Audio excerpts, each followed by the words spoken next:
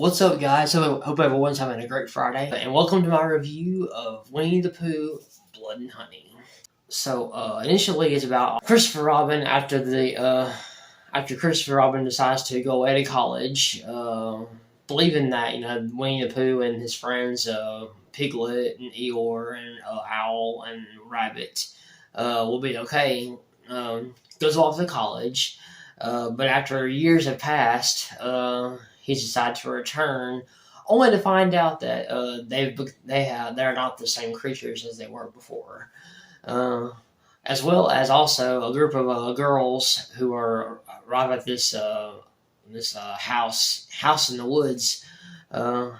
woods, nearby, find themselves being terrorized by Winnie the Pooh and Piglet, who have now become feral creatures and are terrorizing them one by one. So, I grew up really enjoying Winnie the Pooh. It was something that I really enjoy watching. So, I mean, as the horror fan that I am, I was actually kind of excited about this. I actually enjoyed. I like the fact that they're taking some of these, kid centered family, childhood innocent tales and turning them into horror. They did it with the Grinch, with the main one, which I actually haven't checked that one out either. I'm waiting. I didn't get a chance to see it in the theater, so I'm waiting for it to come out, and it hasn't yet. But yeah, I was intrigued. I was actually intrigued with the fact that I thought, well, maybe they might do something right with it. And when I first heard about it, I was like, yeah, that's gonna be kind of cool. And then when I saw the trailer, I was like, yeah, that's kind of what I was afraid of. It kind of looks like uh, that time of low budget movie, which we had already knew that anyway.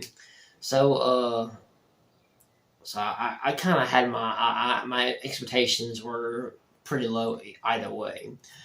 But going into the positives, I actually really enjoyed the animated feature intro that they had with how Christopher Robin and Winnie the Pooh and his friends met and everything, and then eventually it would turn.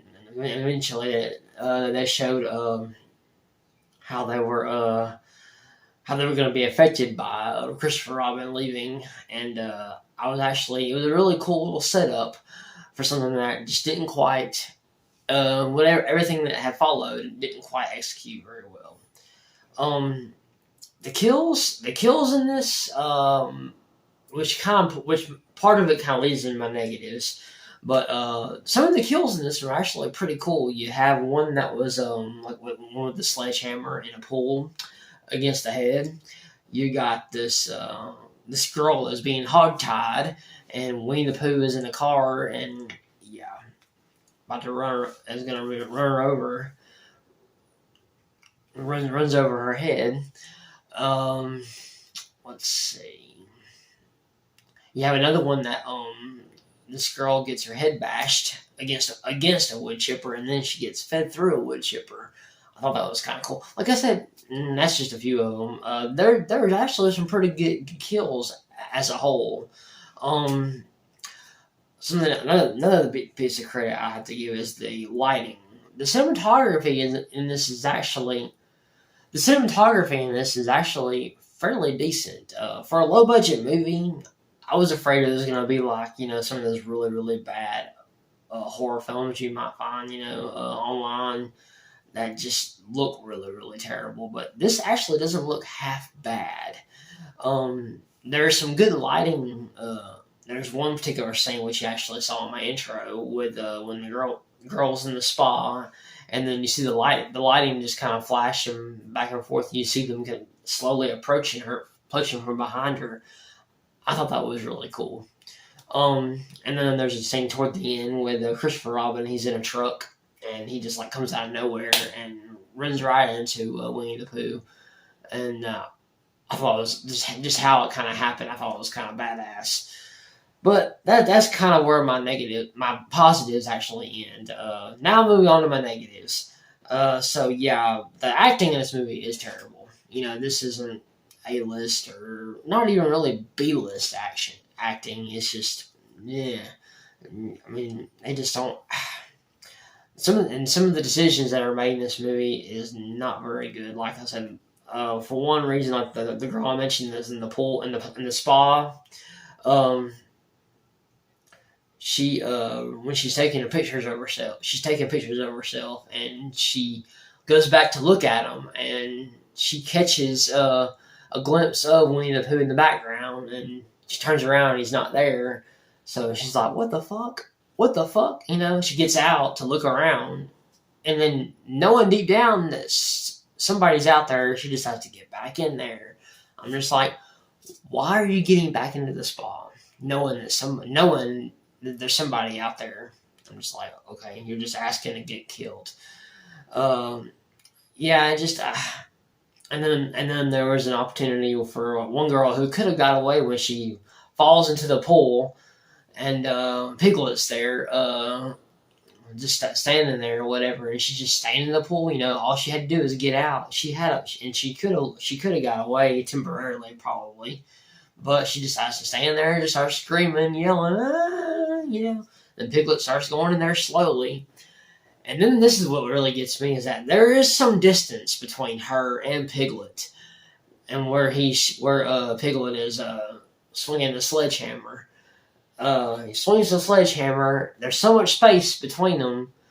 I mean, it's like, Piglet knows that he won't be able to get her, and yet he just keeps on swinging, like, at least 3 times. I'm just like, come on, really? And yeah, and I mean, this basically is just your regular slasher. It doesn't. It's nothing. And this movie is supposed to kind of lean into that campy horror, and it really doesn't do that. There's nothing funny or humor about it. It's just mean spirited. It's just straight up horror, and it's just it doesn't lean into that camp like Cocaine Bear did.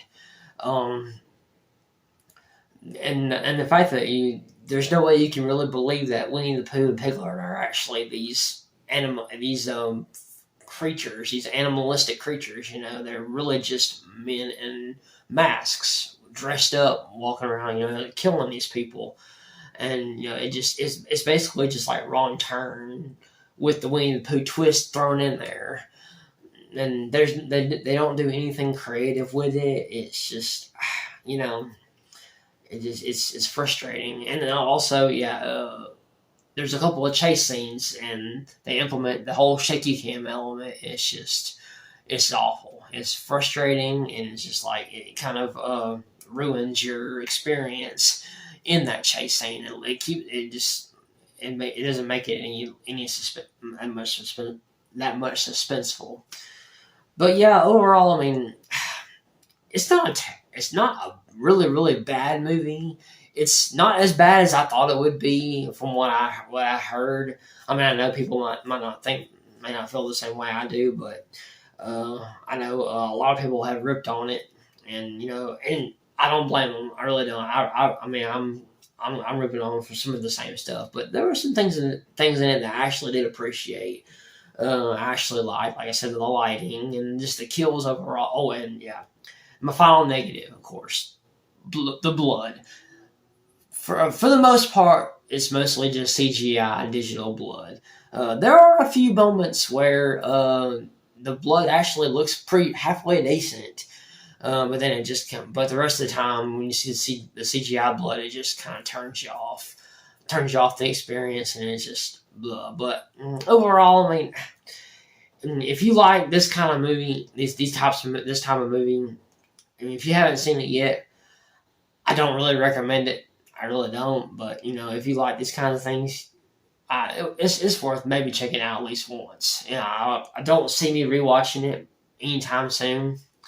But yeah, not that great a movie. But I mean, for the small good things that I found in it, I'm gonna give it a 2.5 out of 5.